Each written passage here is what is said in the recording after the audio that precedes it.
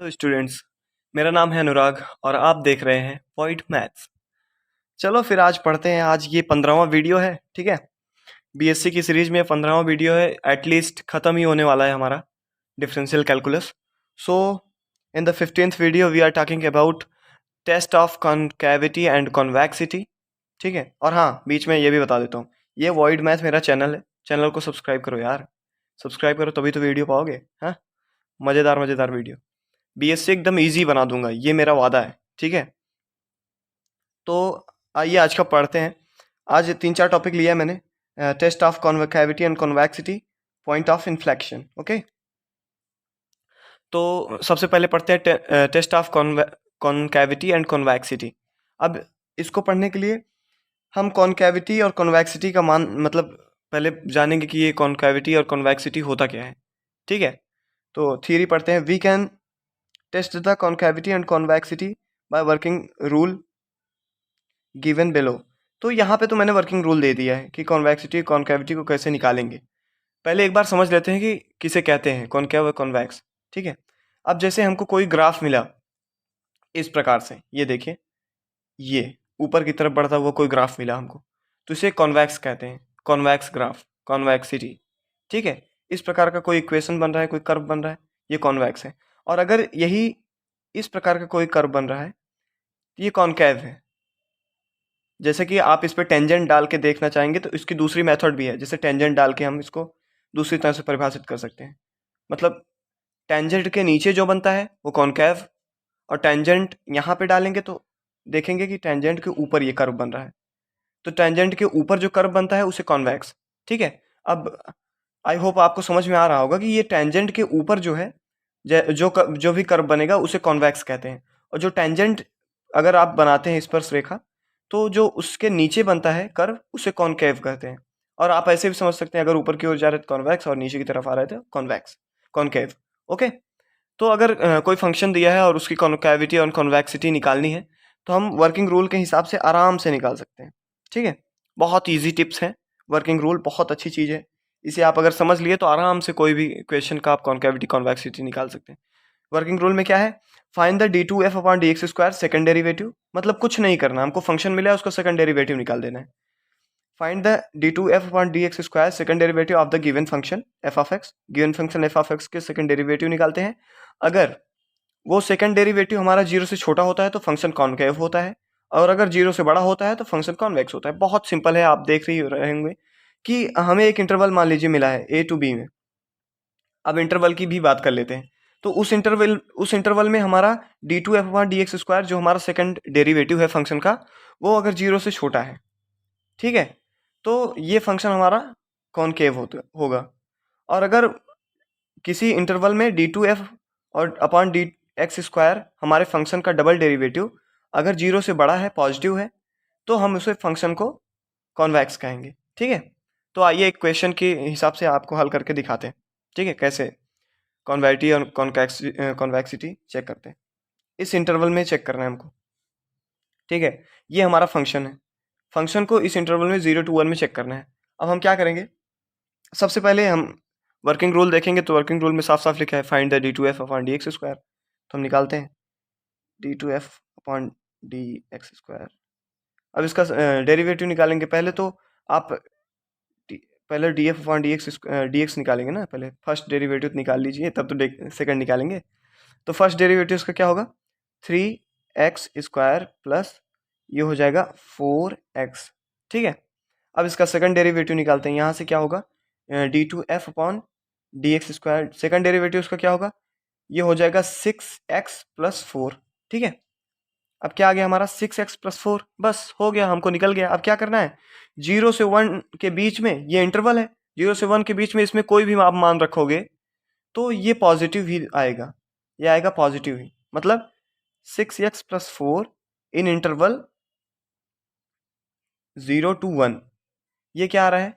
Sorry, ये 4, 6x plus 4 0 to 1 interval में क्या आ रहा है? 0 से बड़ा आ रहा है, पॉजिटिव आ रहा है। तो ये क्या हो गया? ये फंक्शन हमारा क्या हो गया? कॉन्वेक्स हो गया। वर्किंग रूल में साफ साफ लिखा है अगर 0 से बड़ा है तो कॉन्वेक्स होगा। इस प्रकार से अगर ये छोटा आ जाता तो कॉन्केव हो जाता। सिंपल है, ठीक है। तो आगे बढ़ते हैं। आगे का हमारा जो टॉपिक है वो है पॉइंट ऑफ इन्फ्लेक्शन। अब पॉइंट ऑफ इन्फ्लेक्शन किसे कहते हैं?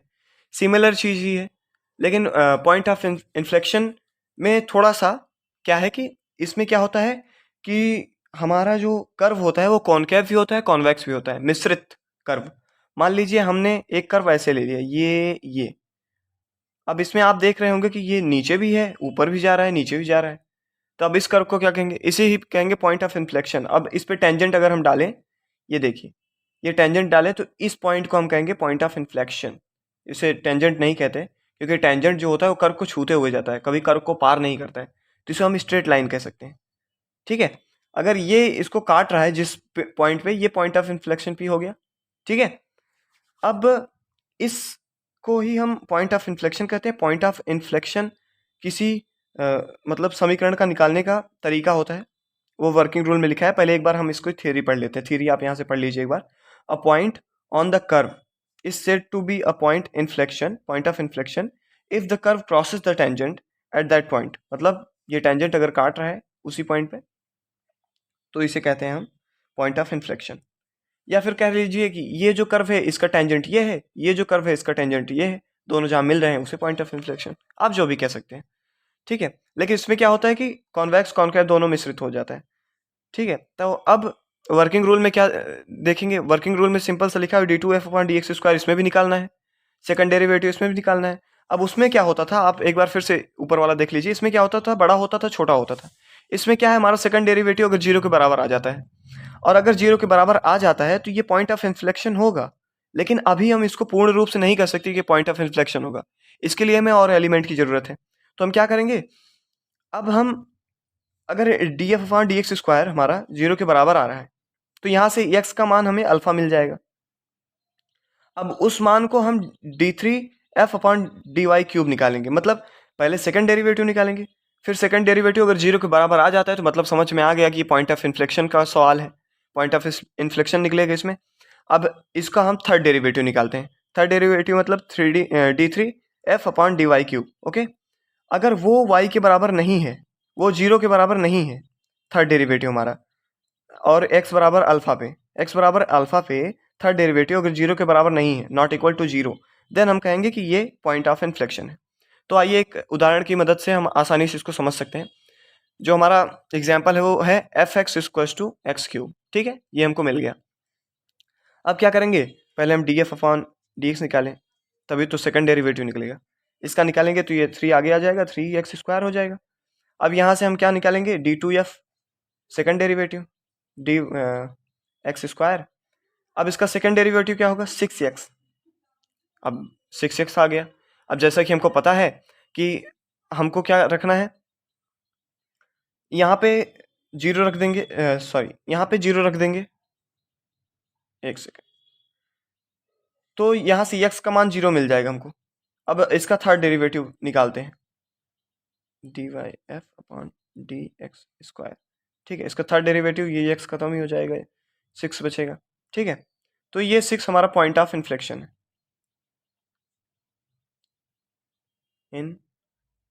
इन्फ्लेक्शन, पॉइंट ऑफ इन्फ्लेक्शन है, क्योंकि 6 डज नॉट इक्वल टू 0। यहाँ पे कहा गया है third derivative does not equal to 0 at the x equal to 0। यहाँ पे x का मान हमें 0 मिलता है, इससे x का मान, या यहाँ से x का मान हमको 0 मिल जाएगा। आपको यहाँ मैंने बताया कि सेकंड डेरिवेटिव बराबर 0 रख देंगे तो हमको x का मान मिल जाएगा। अब x का मान अगर मिल जाएगा तो उस x के मान पे एट x इक्वल टू 0, उस x के मान पे हमारा जो थर्ड डेरिवेटिव है वो 0 के बराबर नहीं होना चाहिए। अगर 0 हो गया तो फिर फोर्थ डेरिवेटिव निकालेंगे। ठीक है, तो अब यहाँ पे हम जो हमारा थर्ड डेरिवेटिव है वो बराबर 6 आ गया, जो कि 0 नहीं है, तो हमारा ये पॉइंट ऑफ इन्फ्लेक्शन है। आई होप आपको समझ में आया होगा। आगे बढ़ते हैं हम। आगे है हमारा मल्टीपल पॉइंट्स। ये भी अक्सर पूछा जाता है एग्जाम में, मल्टीपल पॉइंट्स किसे कहते हैं। तो इसकी थ्योरी पढ़ते हैं। इसमें थ्योरेटिकल ज़्यादा है, मल्टीपल पॉइंट्स में थ्योरी ज़्यादा है। तो थ्योरी एक बार फटाफट से पढ़ के आगे निकलते हैं। अ point on a curve through which a branches of the more than one, 2 branches कह लो या मोर देन 1 कह लो, पास इट कॉल्ड मल्टीपल पॉइंट्स। मतलब अब क्या होगा कि कर्व ना एक ही पॉइंट से कई ब्रांचेस में निकलेंगे। ठीक है, एक ही पॉइंट से कई ब्रांचेस में निकलेंगे, उन्हीं को मल्टीपल पॉइंट्स कहते हैं। ठीक है, अब मल्टीपल पॉइंट्स, अब डबल पॉइंट्स की जैसे परिभाषा निकालनी है, तो यहाँ पे 2 ब्रांचेस है, यहाँ पे मोर देन 1, इसी को खत्म कर दो, मतलब a point of curve through which 2 branches of the pass it called double point. Triple point निकालना है, यही 2 की जगह ट्रिपल पॉइंट लिख दो, 3 ब्रांचेस लिख दो, तो ट्रिपल पॉइंट की डेफिनेशन निकल आएगी। तो ऐसे आप 4 पॉइंट 6 पॉइंट किसी का भी निकाल सकते हो। तो हमको यहाँ से डबल पॉइंट की मल्टीपल पॉइंट की परिभाषा मिल गई। ठीक है, अब जो हमारा डबल पॉइंट होता है, डबल पॉइंट की परिभाषा यहाँ से निकाल सकते हो आप कि 2 ब्रांचेस निकलती हैं एक ही पॉइंट से। ठीक है, अब जो डबल पॉइंट्स होता है वो डबल पॉइंट्स कई प्रकार के होते हैं, उन प्रकार को भी आइए जान लेते हैं। जो डबल पॉइंट्स का पहला प्रकार है वो नोड्स है, नोड्स कहा जाता है।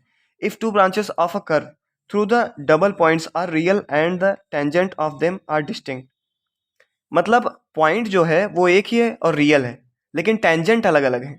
ये देखिए, ये हमारा कर्व है, ये देखिए ये कर्व है। ठीक है, ये कर्व है, लेकिन अगर हम इससे एक टेंजेंट ले जाते हैं, इस वाले कर्व से एक ऐसे छूती हुई टेंजेंट निकल जाएगी, और इस वाले कर्व से एक ऐसे छूती हुई, लेकिन जहां पे ये काटेगी पी पॉइंट पे ये, तो ये हमारा डबल पॉइंट हो गया। अब इसी को नोड कहते हैं। इस प्रकार के मतलब डबल पॉइंट को हम नोड कहते हैं, जहां पे टेंजेंट अलग अलग हो लेकिन पॉइंट एक हो। अब कस्प किसे कहते हैं, कस्प भी देख लेते हैं।